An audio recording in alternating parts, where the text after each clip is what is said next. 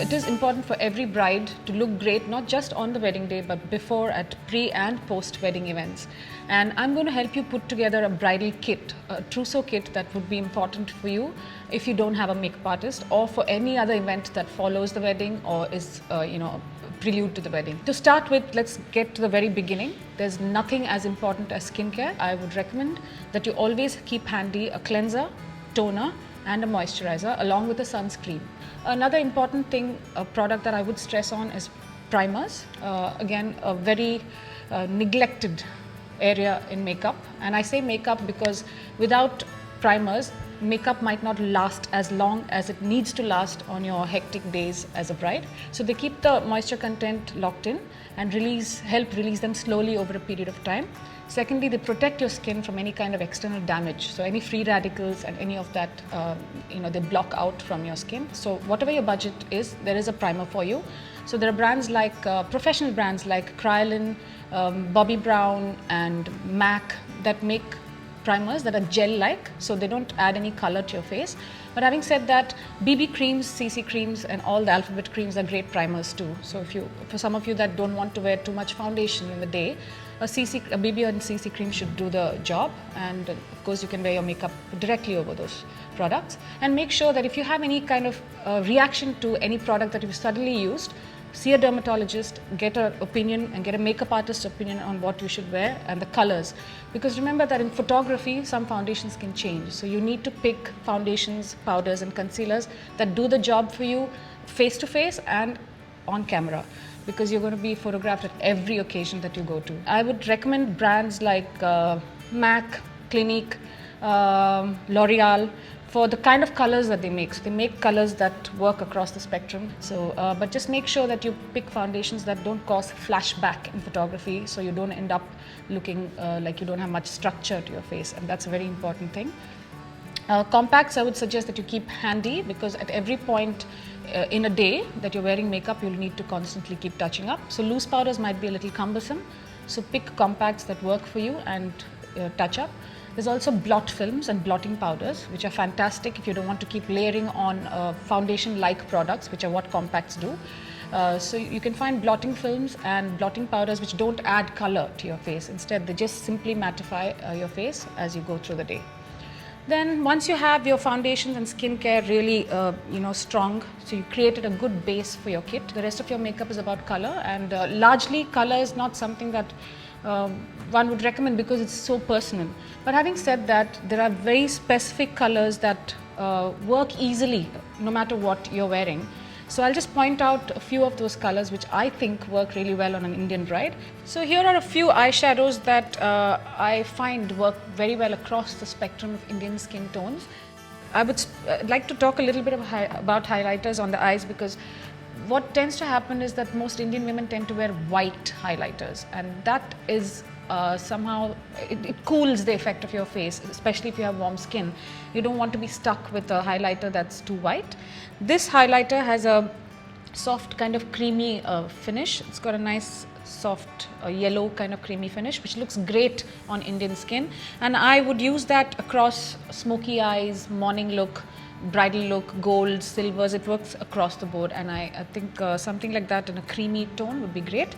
And the two more important shades that I would recommend for a bride to have, I would like to talk a little bit about highlighters on the eyes, because what tends to happen is that most Indian women tend to wear white highlighters, and that is somehow, it cools the effect of your face, especially if you have warm skin. You don't want to be stuck with a highlighter that's too white. This highlighter has a soft kind of creamy finish. It's got a nice soft yellow kind of creamy finish, which looks great on Indian skin, and I would use that across smoky eyes, morning look, bridal look, gold, silvers. It works across the board, and I think something like that in a creamy tone would be great. And the two more important shades that I would recommend for a bride to have is a matte brown and a matte black. These are very important eyeshadows to have, because they can create soft looks, they create shapes for your eyes, and you can also blend into a very smoky natural look with both. So a black eyeshadow and a brown eyeshadow, both matte, are very, very important. Going back to colors, so I picked some colors that I think work really well. So for the day, you can use the highlighter combined with a soft shimmery peach like this one, a soft shimmery pink like this one, and a hint of a deeper pink, especially if you're deeper in skin color. So a combination of these. So there's a bit of orange, there's a bit of pink, and there's a hit of full color. These combined with any kind of kohl pencil mascara look lovely. Then there's silvers. So there's a charcoal grey, and there's a softer grey, so it's a metallic silver, and there's a slate. So these colors look great if you like greys and silvers. Then there's also champagne colors, which I like very much on Indian skin. They look really fabulous. So here's a Maybelline palette that actually works very well if you just bought it like that. So there's a combination of highlighter and a few shimmers that really work well. So there's a bronze, there's a gold, and there's a light melon kind of cream. And also what we tend to use a lot is gold eyeshadows. Normally there's several types of gold, but I would prefer something warm like this one. It's called Amber Lights actually, and the color is very amber, so there's a bit of antique gold to it, which a lot of our jewelry and our saris tend to have, the embroidery on our saris tend to have. It's a great color to have, and then go deeper into bronzes. So a basic palette of greys, silvers, golds, champagnes, pinks and peaches is what every bride should have.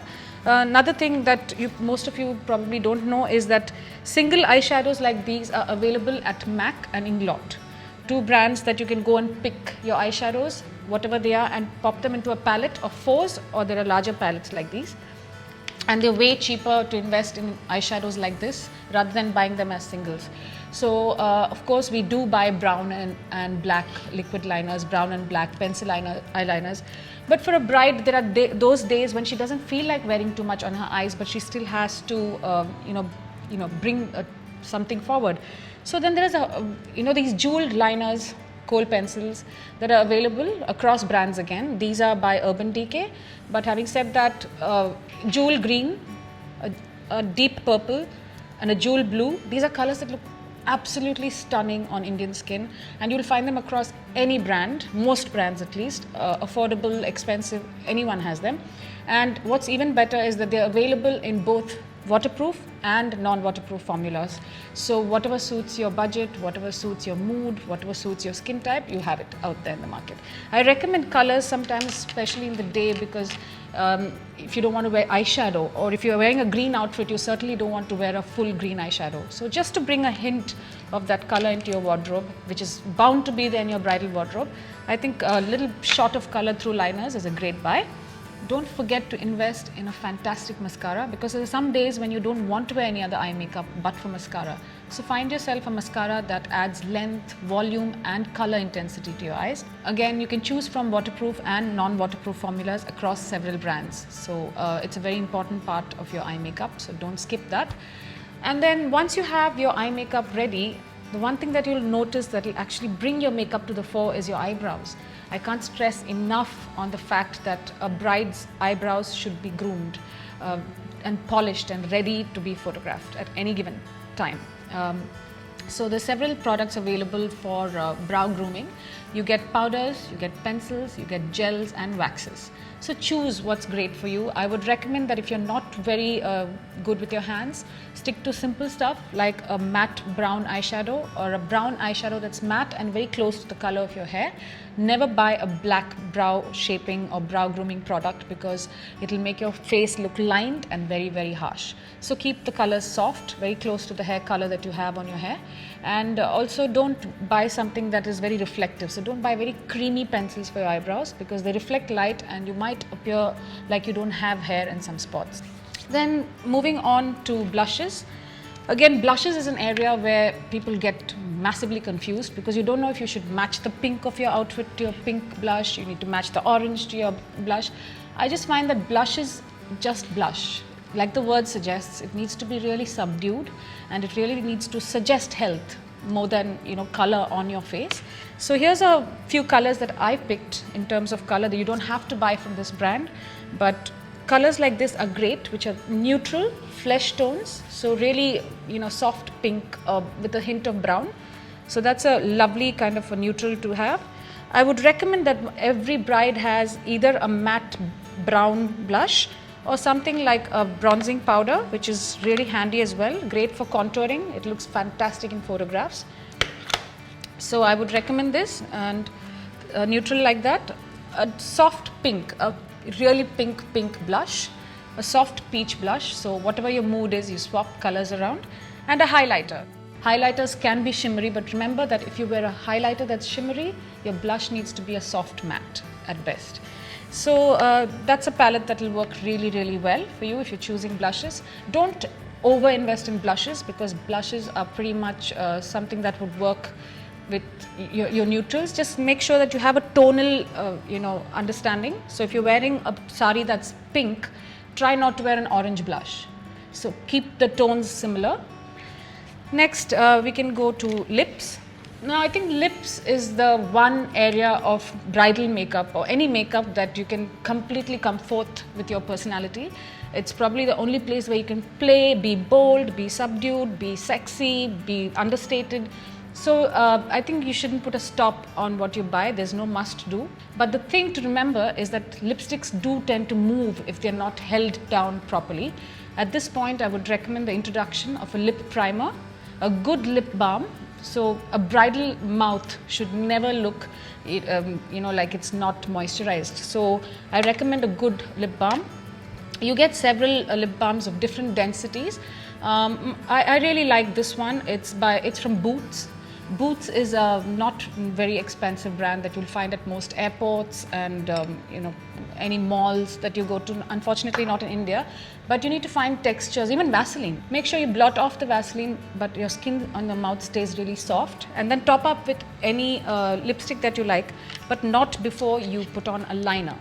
Liners, you might have heard me mention in several videos. What liners do is, because of their crayon-like texture, they actually create a base on your mouth, which helps your lipstick latch on and stay there for a longer period.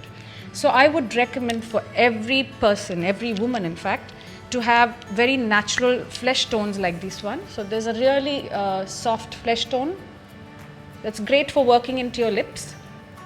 So you can wear it all over your mouth and top it off with any color of your choice.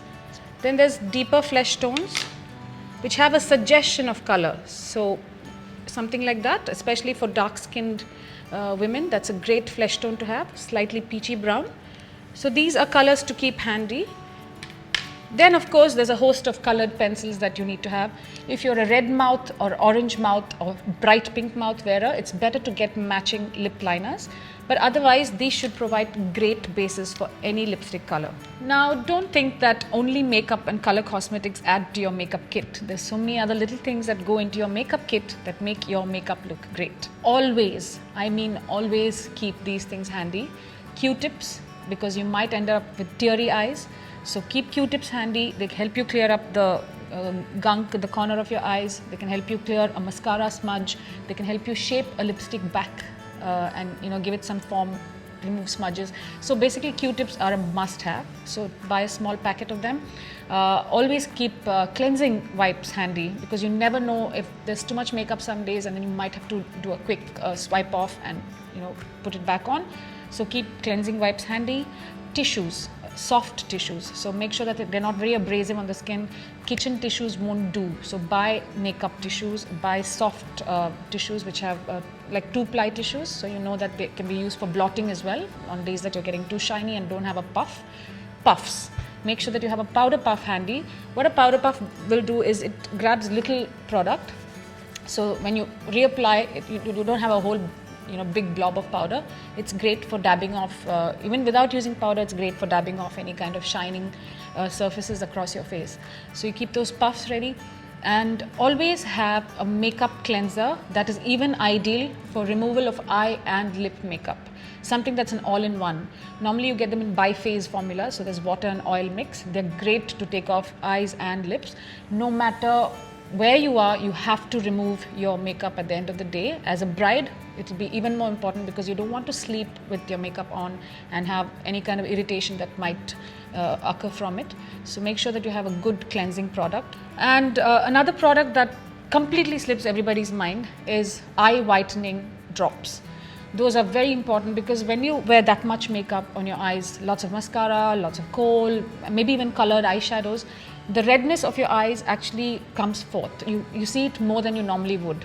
And brides often have late nights, very early mornings, so you're bound to have very, very tired eyes. Carry these eye whitening drops. Make sure that you had a look at the expiry date. You don't want anything that's beyond the expiry date. So keep eye whitening drops handy. They're great for just before you photograph.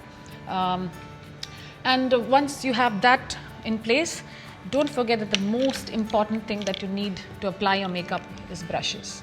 I'm not saying that one should go and buy a whole load of brushes, just a few that you'll need. Eyeliners come with liner brushes, so you could skip that, but having said that, there are eyeshadow brushes that you will absolutely need because the sponge tip brushes that come with eyeshadows are not that great, and they're not great for blending, they're not great for applying. So I would recommend you invest in these brushes. So there's paddle brush for applying eyeshadow, there's a blending brush for blending eyeshadows, there's a foundation brush, flat foundation brush for applying your foundation. There's a stippling brush for cream blushes, great for blending your foundation, great for cream blushes, great for body makeup. So this is another great brush to have. And a blush brush, which can double up as a powder brush if it is clean. Having said that, some brands do have kits, brush kits, where they put a selection of brushes together that work really well for your budget. So they're a budget buy, and although it may seem like too much at that point, just buy them, grab them, because if you keep your brushes well, they'll last you a very, very long time. So I think that kind of wraps up my little piece of advice for you on what you should have in your bridal trousseau kit. And here's to a fresh face. Happy makeup.